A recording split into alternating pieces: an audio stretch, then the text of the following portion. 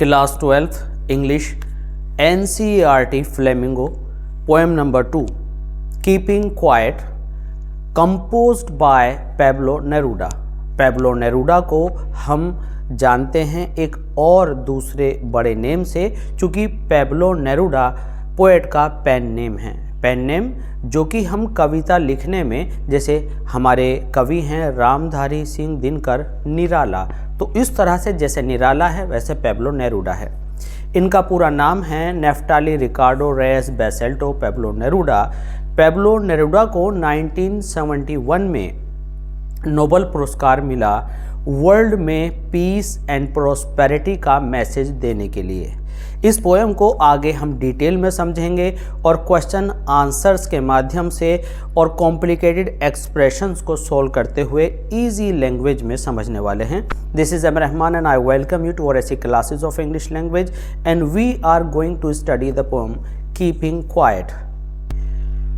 Keeping quiet का जो first part हम शुरू करने वाले हैं, जो फर्स्ट स्टैंजा हम लेने वाले हैं, आप देखेंगे कि फर्स्ट 2 लाइन के बाद फुल स्टॉप आया है और फिर नेक्स्ट अ फ्यू लाइंस आई हैं, उनके बाद फिर फुल स्टॉप आया है। तो हम आपको यहाँ से बिगिन करने वाले हैं आपके लिए नाउ वील से लेकर के सो मच तक। The poem begins with the line now we'll count to 12 and we'll all keep still. पहले इसको नॉर्मल हिंदी या उर्दू में समझ लेते हैं।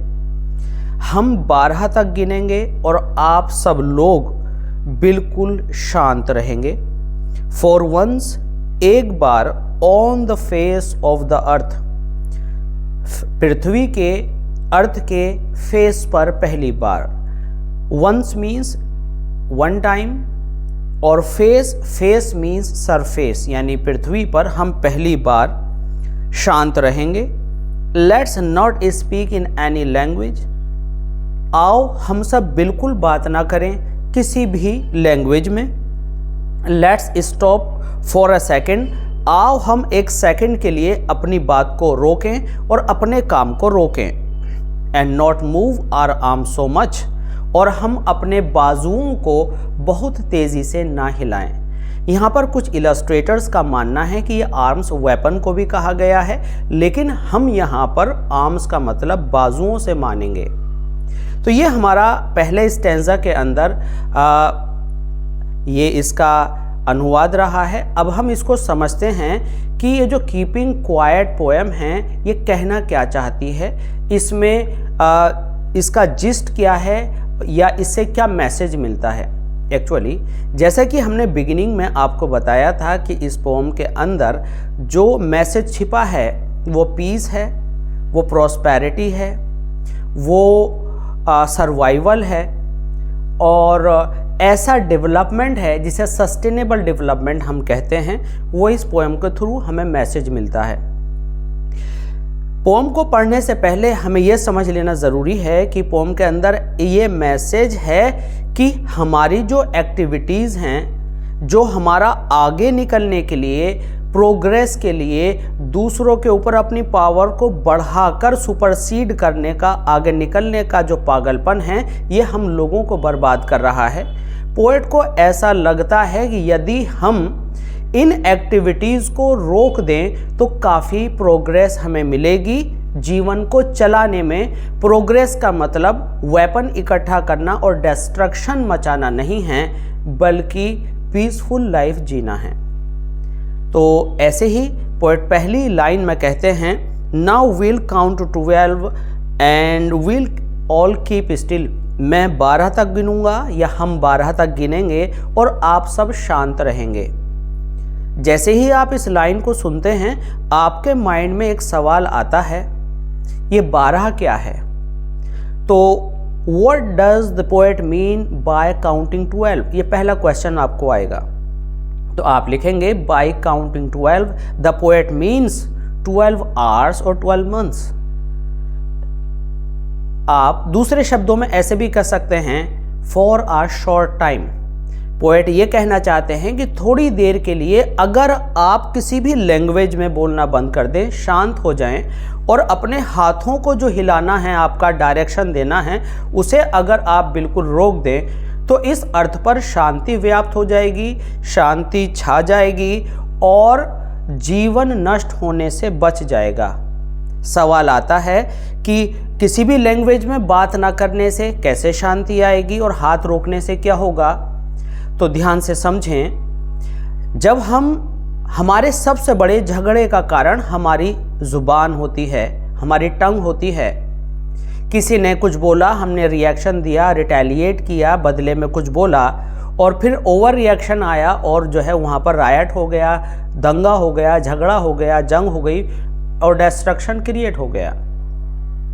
तो बोलना झगड़े का एक कारण है। तो पोएट कहते हैं कि थोड़ी देर के लिए बातें बंद कर दीजिए। एंड द सेकंड थिंग, थोड़ी देर के लिए हाथ हिलाना बंद कर दीजिए, क्योंकि कमांडर का एक एग्जाम्पल अगर आप लें और कमांडर कहता है फायर, तो एक साथ पूरे प्लाटून फायर करती है और डिस्ट्रक्शन मच जाता है। तो पोएट का ये सजेशन है कि बिल्कुल शांत हो जाएं और अपने हैंड्स को एक्टिवेट करना बंद करके स्टिल हो जाएं, एक जगह रुक जाएं। For once on the surface of earth, तो आपको इस तरह से पूछा जा सकता है what's happening on the surface of earth for the first time. तो आपका आंसर होगा for the first time. For the first time का मीनिंग है पहली बार। For the first time on the surface of the earth, on the face of the earth, on earth, in the world, कुछ भी expression आप लिख सकते हैं। We shall, we will keep still, आप लिख सकते हैं we shall be silent and will do nothing for the first time। पहली बार क्या होगा पृथ्वी पर? पहली बार हम शांत होंगे और पहली बार कोई एक्टिविटी नहीं होगी अर्थ पर, पहली बार ऐसा होगा। आगे स्टैंजा आपका आता है it would be an exotic moment without rush, without engines। We would all be together in a sudden strangeness। In the first line, it would be an exotic moment। Exotic का मतलब होता है strange, queer, unusual, ऐसा जो पहले कभी experience नहीं किया है। तो आपको क्वेश्चन आएगा what moment is described as exotic? कौन सा क्षण यह है माना गया है कि वह अजीब व गरीब होगा, विचित्र होगा, पहली बार होगा? तो आपका आंसर होगा वह क्षण जब सब लोग शांत रहेंगे, कोई एक्टिविटी नहीं करेंगे, तो वह एग्जॉटिक मोमेंट होगा। तो एग्जॉटिक का मतलब हुआ स्ट्रेंज,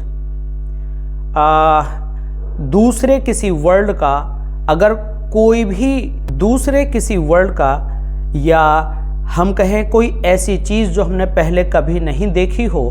इन अदर वर्ड्स, चाहे हम एलियन कहें, चाहे हम फॉरेनर कहें, फॉरेन कंट्री से रिलेटेड कहें, या किसी ऐसी जगह से कोई चीज़ आई हुई हमारे सामने हो जो कि हमारे लिए फैमिलियर न हो, हम उससे अनफैमिलियर हों, वो एग्जॉटिक होगी, जो कि हमारी लैंड से बिलोंग नहीं करती।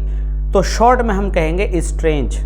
जब आपसे पूछा जाए what do you understand by the term exotic, तो आप कहेंगे अनयूजुअल या स्ट्रेंज। तो आगे की टू लाइंस आपको क्या कहती हैं? We would all be together, और जब हम कोई एक्टिविटी नहीं करेंगे और जब हम कोई बात नहीं करेंगे तो हम सब एक साथ आ जाएंगे, हम एक ग्रुप में आ जाएंगे। एक ग्रुप में कैसे आएंगे? सपोज कीजिए कि एक लोकेलिटी में बहुत सारी तरह के लोग रहते हैं, कुछ बिजनेसमैन हैं, कुछ प्रोफेशनल्स हैं, कुछ मजदूरी करते हैं, सब अपने अपने काम पर निकल जाते हैं और सब एक्टिविटी करते हैं और दिन भर सब मेहनत करते हैं और सब बातें करते हैं और सब एम्बिशियस हैं। तो सब अलग अलग अपनी जगहों पर जाकर वर्क कर रहे हैं, लेकिन जब स्टिल होंगे, शांत होंगे, कोई वर्क नहीं होगा, तो सब पास बैठेंगे। और जब for the first time pass बैठेंगे तो एक स्ट्रेंजनेस होगी, लोग एक दूसरे को फेमिलियर होते हुए भी अनफेमिलियर फील करेंगे, क्योंकि वह उनको नज़दीकी से नहीं जानते होंगे। ऐसा कुछ रियलिटी आपने कोरोना पीरियड में भी देखा होगा। ये सेम कीपिंग क्वाइट जो पोएम थी, मुझे तो ऐसा लगता है कि प्रिवेल थी पूरे वर्ल्ड में, कि जब सब शांत थे, कोई बातें नहीं करता था, कोई वर्क नहीं था, और फिर सब लोग जब साथ बैठते थे तो चूंकि एक दूसरे को बहुत गहराई से नहीं जानते थे, उन्होंने जानना शुरू किया था, तो उन्होंने अपने आप को एक दूसरे के साथ सडन स्ट्रेंजनेस महसूस किया, क्योंकि वो उनको इमोशनली बहुत टच नहीं फील कर पा रहे थे। तो पहली बार on the surface of earth क्या होगा कि जब सब साथ बैठेंगे तो सब एक दूसरे के लिए स्ट्रेंज फील कर रहे होंगे, क्योंकि दुआ सलाम विश ये तो सब रोज करते थे, बट एक दूसरे को गहराई से जानते नहीं थे। लेकिन जब साथ बैठेंगे तो स्ट्रेंजनेस आएगी। इस स्टैंजा को एक बार दोबारा से देखते हैं। It would be an exotic moment. आपसे कहा गया एग्जॉटिक मोमेंट क्या होगा, तो आप लिखेंगे एग्जॉटिक मोमेंट वह मोमेंट होगा जब सब लोग लैंग्वेज और एक्टिविटी को अवॉइड करके साथ बैठेंगे। ये अर्थ पर पहली बार होगा, इसलिए एग्जॉटिक होगा। It has never been experienced ever before is the English of the answer, क्योंकि ये पहले कभी ऑब्जर्व नहीं किया गया, फील नहीं किया गया, एक्सपीरियंस नहीं किया गया, इसलिए ये एग्जॉटिक मोमेंट होगा। नेक्स्ट क्वेश्चन में भी What is a sudden strangeness? Sudden strangeness, sudden अचानक, strangeness एक दूसरे को अजीब और गरीब मानना, अजनबी मानना, किस वजह से होगा?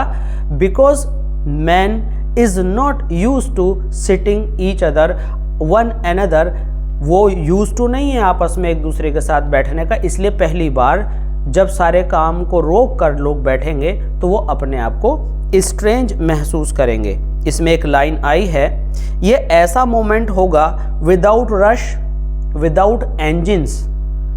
रश का मतलब है भीड़, भीड़ से अलग रश का मतलब है लपक कर जाना, क्विकली कोई रिएक्शन देना, एकदम से दौड़कर जाना, वो रश है। Engines, engines here reflects the meaning of activity. मशीनें चल रही हैं, सबके सब काम चल रहे हैं, सबको चिंता है उनको रोकने की, उनको देखने की, तो एंजिन रेफर्स टू एक्टिविटीज। और वो मोमेंट कैसा होगा? बिना रश, इट मीन्स बिना जल्दबाजी का, और बिना एंजिन्स, बिना एक्टिविटीज का, without hurried and worried style of life होगा। फिर आप अपने आंसर को दोबारा से देखेंगे। What will be an exotic moment, तो आप लिखेंगे without being hurried and worried and living a peaceful life with other people will be an exotic moment for the first time on the surface of earth. इसके बाद next है fishermen in the cold sea would not harm whales and the man gathering salt would look at his hard hands. तो first to line में कहा गया fisherman cold सी के अंदर, ठंडे पानी के अंदर, समुद्र के अंदर, वुड नॉट हार्म वेल्स, वे वेल्स को हार्म नहीं कर रहे होंगे। तो यहाँ पर वेल्स को लिया गया है, लेकिन ये बात केवल वेल्स के लिए नहीं है, ये बात सभी फोना के लिए है, सभी एनिमल्स के लिए है, सभी वाइल्ड लाइफ के लिए है। इट मीन्स पोएट की जो रिक्वेस्ट है, आपको क्वेश्चन आएगा what is the request of the poet, तो हमारा आंसर होगा the request of the poet is to stop talking and to stop all the activities for a short time. तो जब ये सब लोग बोलना बंद करेंगे तो झगड़े समाप्त होंगे, सब लोग एक्टिविटीज़ बंद करेंगे तो जो ओवर रिएक्शन और destruction of flora and fauna है वह बंद होगा। तो इस तरह से जो इलीगल हंटिंग है, इलीगल पोचिंग है, शिकार हैं, एनिमल्स को हम डिस्ट्रॉय कर रहे हैं थॉटलेसली, बिना सोचे समझे, वो रुक जाएगा। इट मीन्स अगर हम अपने काम को रोक देते हैं, पॉज करते हैं, हम इंट्रोस्पेक्ट करते हैं, चिंतन और मनन करते हैं अपनी एक्टिविटीज़ पर, तो दुनिया की बर्बादी, इसके एनिमल्स की, लिविंग बींग्स की बर्बादी बच जाएगी और उन पर दया दिखाकर उन पर एक विशेष दया होगी और हमारा वर्ल्ड फ्लोरिश होगा। And the man gathering salt, और वे लोग जो नमक को इकट्ठा करने का काम करते हैं अपने हर्ट हैंड्स को देख पाएंगे। उनकी जो स्किन खराब हो जाती है नमक को कलेक्ट करने से, नमक को बनाने के समय में, तो उनको भी समय मिल जाएगा अपनी हेल्थ पर अटेंशन देने का। तो कीपिंग क्वाइट का क्या इम्पैक्ट देखने को मिलेगा? काम छोड़ने का क्या इम्पैक्ट देखने को मिलेगा कि जो गरीब और मजबूरी में इस तरह के हार्मफुल एक्टिविटीज़ में एंगेज रहकर मजदूरी करने वाले लोग हैं, उनको अपनी हेल्थ को सुधारने का मौका मिलेगा। माना कि खाने को कम है, लेकिन शारीरिक और मानसिक शांति होगी, और साथ साथ जो नेचर का डिस्ट्रक्शन है वो रुक जाएगा। तो आपको क्वेश्चन आएगा, how will keeping quiet help to save the world? Then answer will be, keeping quiet will help us save wildlife. दूसरी तरह से अगर आप आंसर देंगे, poor people will be able to look after them. यहाँ पर next stanza है, those who prepare green wars, wars with gas and wars with fire, victory with no survivors. बहुत इंपॉर्टेंट स्टेंजा है, समझने की बात है। वे लोग जो जंग की तैयारी करते हैं, युद्ध में एंगेज्ड रहते हैं, जो ग्रीन वॉर्स क्रिएट करते हैं, वॉर्स विद गैस क्रिएट करते हैं, वॉर्स विद फायर क्रिएट करते हैं, उनको जीत तो मिल जाती है, लेकिन जीत को एंजॉय करने वाले लोग नहीं बचते। Victory with no survivors is a very significant line. Victory, जीत, विद नो सर्वाइवर्स, बिना एंजॉय करने वाले लोगों के। इट मीन्स आपको सफलता तो मिली, लेकिन उस सफलता को एंजॉय करने वाले ही नहीं बचे। हमारी प्रोग्रेस, हमारी प्रॉस्पेरिटी ह्यूमन बीइंग्स के हैप्पीनेस के लिए है। जब ह्यूमन बीइंग्स ही सरवाइव नहीं करेंगे, नहीं बचेंगे, तो उस विक्ट्री का क्या फ़ायदा? पोएट का इस तरफ ध्यान आकर्षित कराना है। तो आपको ये पूछा जा सकता है, what do you understand by green wars? तो green refers to forest, wars refers to हमारा स्ट्रगल फॉरेस्ट के साथ। इससे क्या मतलब है? इससे मतलब यह है कि हम अपने डेवलपमेंट के लिए ट्रीज कट कर रहे हैं, डिफॉरेस्टेशन कर रहे हैं, और इस कॉन्क्रीट वर्ल्ड को बनाने में, इस कॉन्क्रीट फॉरेस्ट को क्रिएट करने में, मेगा सिटीज़ को बनाने में हमने नेचर का दोहन किया है, नेचर को समाप्त किया है, और हम ग्रीनरी को बिल्कुल फिनिश करते जा रहे हैं, और नेचर के साथ हमारा बैलेंस बिगड़ रहा है। इसको कहेंगे ग्रीन वॉर्स। इट मीन्स हमने नेचर के साथ अपनी जंग छेड़ दी है। वॉर्स विद गैस, आपने जैव युद्ध सुने होंगे कि हम केमिकल्स से लड़ेंगे, हम बायो की टेक्निक को यूज़ करके कहीं पर इंसेक्ट्स को बढ़ा करके, कहीं पर कुछ वायरस फैला करके लड़ेंगे। और थर्ड आता है आपका Wars with fire. Fire means guns, arms and ammunition, गोला बारूद, जो आप आजकल सुनते होंगे। तो हमने तीन तरह से वर्ल्ड को डिस्ट्रॉय करने की बात कही है। If you are asked what you understand by green wars, तो green wars you can understand destruction of forests in the name of progress. Wars with gas means destruction of the world with the progress of biology, and wars with fire, destruction by arms and ammunition, गोला बारूद से दुनिया को समाप्त करना। What is the result of such type of fight? तो आपका answer होगा, such type of fight will give us victory but not the people to enjoy, victory with no survivors। आपको ऐसे भी पूछा जा सकता है, victory with no survivors का क्या मतलब है? तो आप जवाब देंगे, victory with no survivors का मतलब है जंग तो जीत जाएंगे, लेकिन उस जीत के बाद उसको खुशी मनाने वाला कौन बचेगा? कोई नहीं बचेगा। तो ऐसी जंग का कोई फायदा नहीं है। Would put on clean clothes and walk about with their brothers. Poet suggest करते हैं कि हम लोग क्लीन क्लोथ्स पहने और अपने भाइयों में थोड़ा चलें फिरें, उनका कुशल मंगल पूछने जाएं, उनका अच्छा बुरा जानने जाएं, इन दी शेड, और हम शांति और सुकून में बैठें, डूइंग नथिंग, और कुछ ना करें। वापस कुछ ना करें पर हम यहाँ पर आ गए, कुछ ना करें कई बार आया। इससे जो कन्फ्यूज़न पैदा हो रहा है कि कुछ भी ना करें तो कैसे जिएंगे, इसका जवाब आपको जल्दी ही मिलेगा।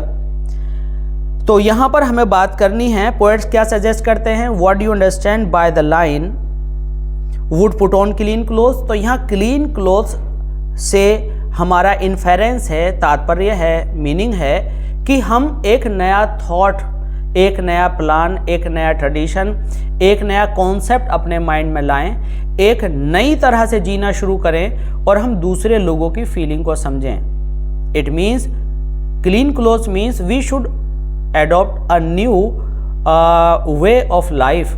हम एक नया कॉन्सेप्ट ऑफ लाइफ शुरू करें और एक नई बिगिनिंग लाइफ की करें। हम नए कपड़े पहन लें, हम एक नया सॉफ्टवेयर अपने ऊपर लागू करें, एक नए तरीके से जीना शुरू करें जिसमें दूसरे के दुख दर्द को समझना आता हो। It means we have to change our mindset is the meaning of this line. और हम केवल एक ही काम में एंगेज ना रहकर, व्यस्त ना रहकर, हम अपने जानकार लोगों में, अपनी सोसाइटी में उनकी खैरियत, उनकी जानकारी, उनका अच्छा बुरा मालूम करने जाएं और चैन से बैठकर शेड में हम उनसे बातें करें। तो कीपिंग क्वाइट हमें क्या देगी? इस स्टैंजा में अगर हम पूछें तो हम कहेंगे कि वह हमें एक शांति देगी और वह हमें अपने लोगों के बारे में अच्छा बुरा जानने का अपॉर्चुनिटी देगी और हम दूसरे लोगों का भला करने के लिए समय निकाल पाएंगे। ये बहुत ही इंपॉर्टेंट लाइन है यहाँ पर। What I want should not be confused. Poet कहना चाहते हैं कि यहाँ पर विद टोटल इनएक्टिविटी, हम जो टोटल इनएक्टिविटी की बात कर रहे हैं, जो खाली बैठने की बात कर रहे हैं, नो वर्किंग की बात कर रहे हैं, उसका मतलब हाथ पर हाथ बैठकर रखना, हाथ पर हाथ रखकर बैठना नहीं है। उसका मतलब है कि जो जिंदगी का रिक्वायर्ड वर्क है, एसेंशियल एक्टिविटीज़ हैं, वो आपको करनी पड़ेंगी। बट ओवर एंगेजमेंट, पैशनेटली किसी चीज़ में घिरे रहना, किसी बात के लिए ऑब्सेस रहना हमें बंद करना होगा। What I want should not be confused with total inactivity. Life is what is it about? जिंदगी, what is life?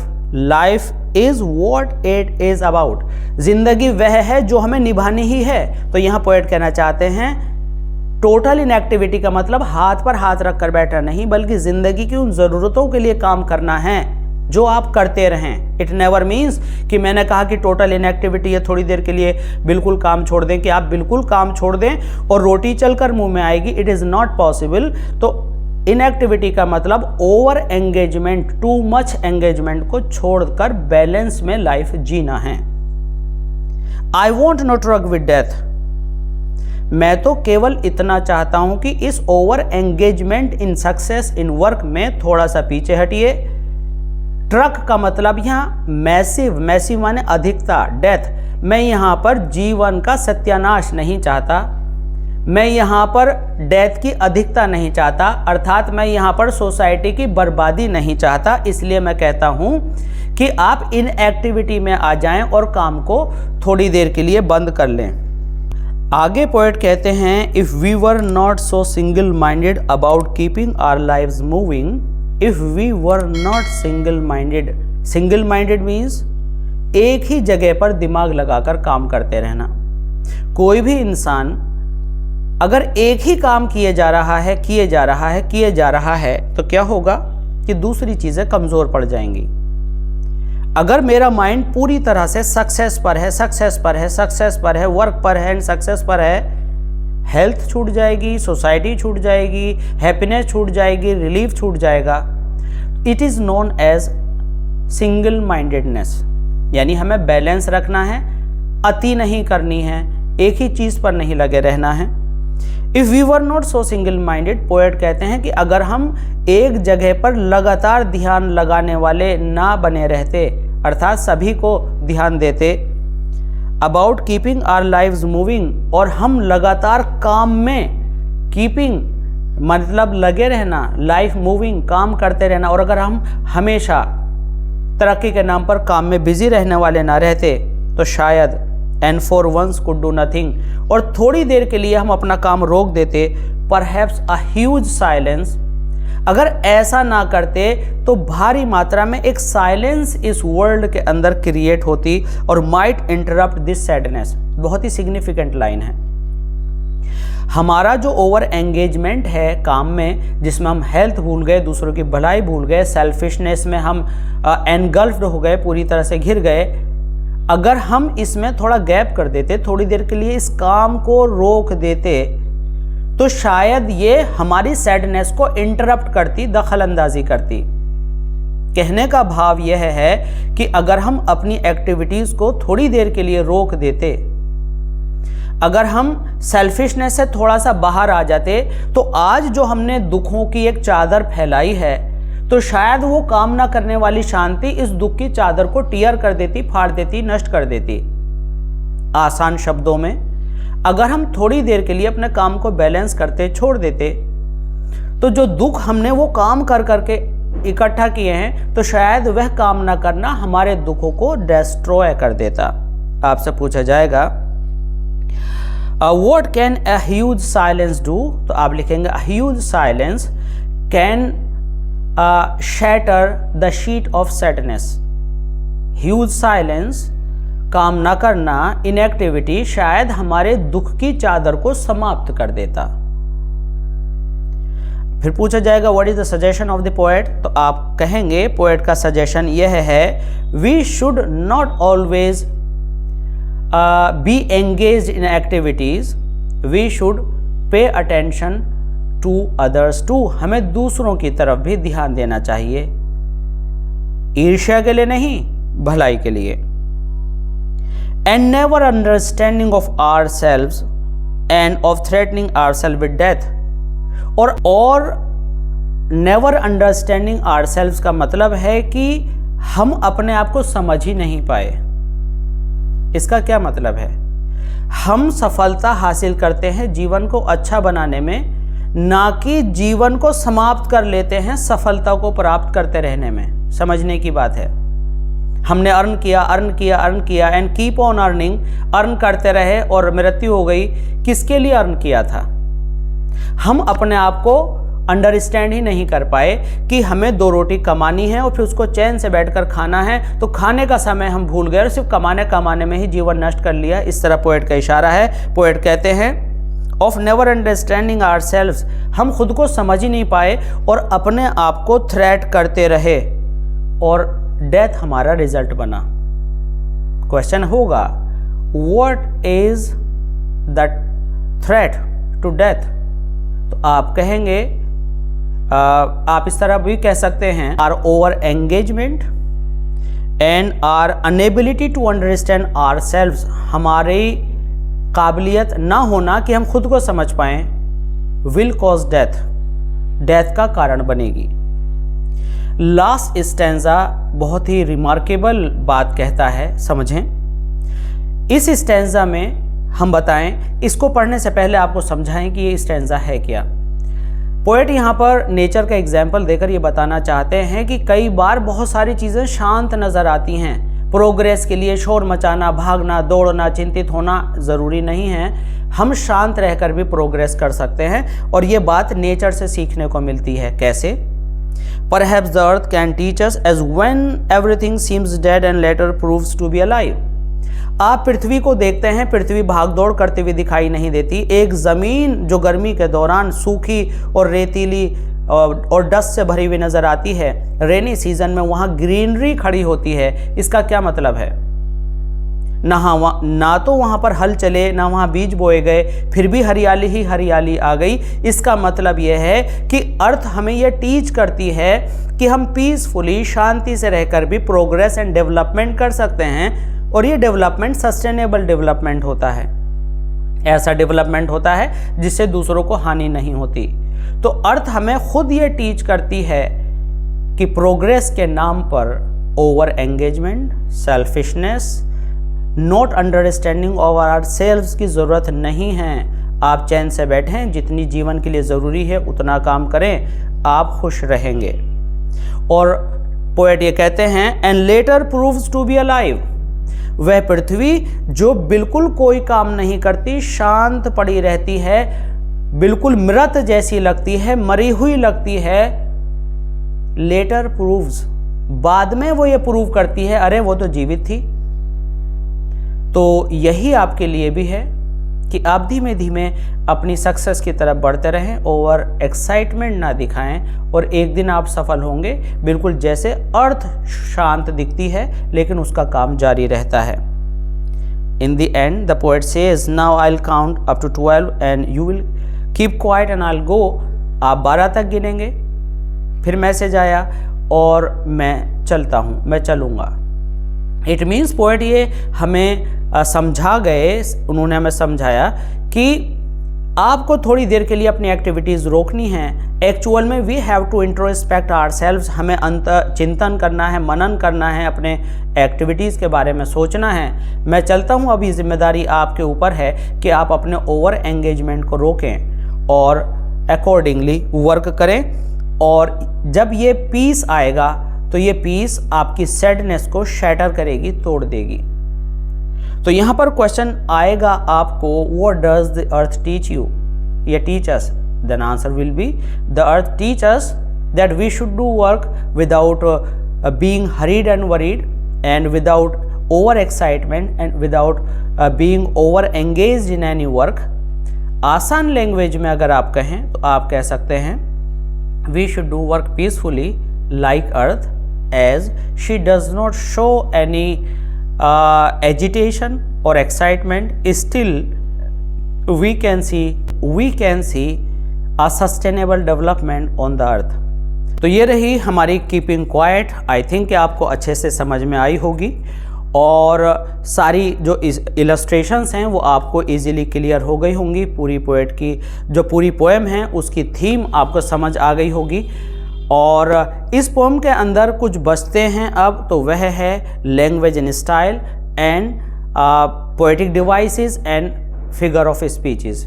इसको हम अगली वीडियो में आपके साथ रूबरू होंगे और बताएंगे कि किस पंक्ति में, किस लाइन में कौन सी पोएटिक डिवाइस आई है, उसका क्या रीज़न है और उसका क्या नेम है और कैसे हम उसको आइडेंटिफाई करेंगे। तो मिलते हैं जल्दी इस तरह की दूसरी वीडियोस में। अगर आपने हमारा चैनल अभी तक भी सब्सक्राइब नहीं किया है तो सब्सक्राइब करें, लाइक करें, शेयर करें और कमेंट सेक्शन में अपना फीडबैक ज़रूर लिखें। और जो आपकी रिक्वायरमेंट्स हैं, जो आपको लगता है कि आप और पढ़ना चाहते हैं, उन टॉपिक्स के नेम्स हमें लिखकर भेजें। तो मिलते हैं जल्दी। Thanks for being with us. Thanks a lot.